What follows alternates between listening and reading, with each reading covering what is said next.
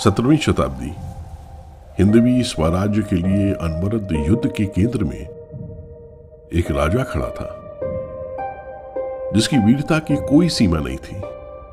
ज्वलज ज्वलन्य तेजस रुद्र शंभु संभाजी महाराज, एक ऐसा नाम जो खून, पसीने और अदम्य भावना से इतिहास के पन्नों पर अंकित हो गया। 20 जुलाई 1680 को औपचारिक रूप से संभाजी महाराज सिंहासन पर विराजमान हुए। छत्रपति शिवाजी महाराज के इस वीर पुत्र ने 9 वर्षों तक अटूट साहस और दृढ़ संकल्प के साथ मुगल सेना को चुनौती दी, लेकिन 1689 में भाग्य का रुख उनके विरुद्ध हो गया। शत्रु सैनिकों के समुद्र से घिरे हुए संभाजी अराजकता के बीच हिंदवी स्वराज्य के दृढ़ प्रतीक के रूप में खड़े थे। लेकिन वीर योद्धा भी नियति को हमेशा के लिए चुनौती नहीं दे सकते। संभाजी महाराज को औरंगजेब की सेना ने पकड़ लिया। यह खबर जैसे ही आलमगीर तक पहुंची, उसने हमदुद्दीन खान को तुरंत आदेश दिया कि बंदियों को जंजीरों में जकड़कर उन्हें अपमानित कर बादशाह सलामत के सामने पेश किया जाए। हुक्म की तामीली करते हुए संभाजी महाराज को कभी कलश के साथ पूरे शिविर में घुमाया गया ताकि हर मुसलमान काफिरों के पकड़े जाने की खुशी मना सके। जैसे ही महाराज को औरंगजेब के सामने लाया गया, उस तानाशाह ने कालीन पर घुटने टेक दिए और आसमान की ओर मुंह किया और इस कार्य के लिए अल्लाह का शुक्रिया कहा।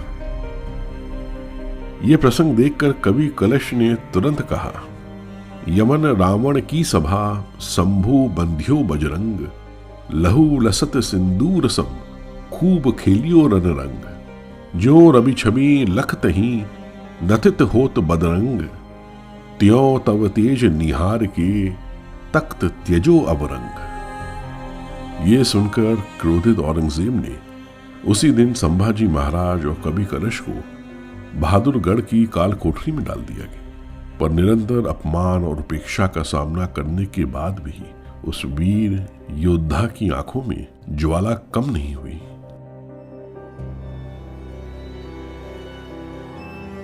रोहिल्ला खान, जिसे संभाजी महाराज से मराठा खजाने के संबंध में जानकारी प्राप्त करने के लिए भेजा गया था, उसे महाराज ने दहाड़ कर कहा कि वह हंसते हंसते मृत्यु का सामना करेंगे, लेकिन ऐसे नीच लोगों को हिंदवी स्वराज्य की जानकारी कभी नहीं देंगे। अगले ही दिन कवि कलश की जीप काट दी गई।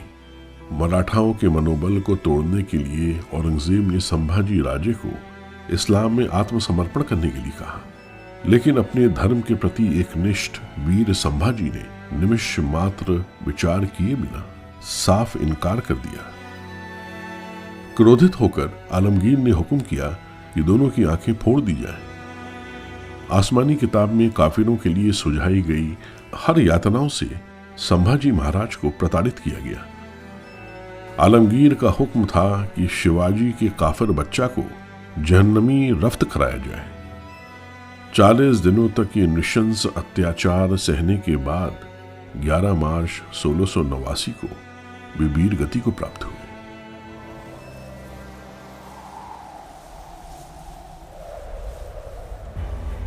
संभाजी महाराज ने अपने पिता के नाम को और ऊंचा किया। वे मिट गए पर आलमगीर के सामने झुके नहीं। अभिमन्यु समान मृत्युंजय हो गए।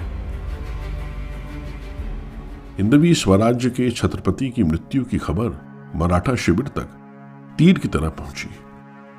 औरंगजेब के इस क्रूर कृत्य से मराठा और भी अधिक क्रोधित हो उठे। मानो सह्याद्री में ज्वाला भड़की हो। उन्होंने ये प्रण कर लिया कि वो औरंगजेब को कभी भी दक्कन जीतने नहीं देंगे। हिंदवी स्वराज्य को कुचलकर अपने अंतिम दिनों में दिल्ली में आराम से जीने का औरंगजेब का सपना बस सपना ही रह गया। संभाजी महाराज के उत्तराधिकारी राजा राम और बाद में महारानी ताराबाई के नेतृत्व में मुगल साम्राज्य की सेनाओं के खिलाफ हर मोर्चे पर लड़ाई लड़ी। औरंगजेब को अपनी सेना और अपने राजकोष की भारी कीमत चुकाकर हर इंच जमीन के लिए युद्ध लड़ने पड़े। यहां तक कि जब वो पश्चिम की ओर चला गया, मराठाओं ने पूर्व की ओर मुगल भूमि मालवा और हैदराबाद में विस्तार किया। 27 साल तक इस धर्मांध बादशाह ने मराठों से लगातार युद्ध छेड़ा।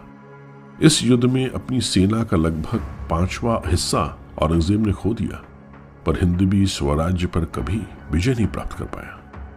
अंततः हिंदुओं को कुचलने चले इस आलमगीर को अहमदनगर में एक जानवर की तरह असहाय मृत्यु प्राप्त हुई। हमारी इतिहास की पुस्तकें इन सच्चाइयों पर प्रकाश डालने में असमर्थ है, परंतु यह प्रत्येक हिंदू का कर्तव्य है कि वे इस इतिहास और उस बलिदान को जाने जो उनके राजाओं ने हिंदू धर्म को बचाने के लिए किया था। आज उनकी पुण्यतिथि पर प्राचीन धर्मवीर छत्रपति संभाजी महाराज को और हर उस मराठा वीर को नमन करती है जिन्होंने हमारी संस्कृति को आक्रांताओं से बचाया।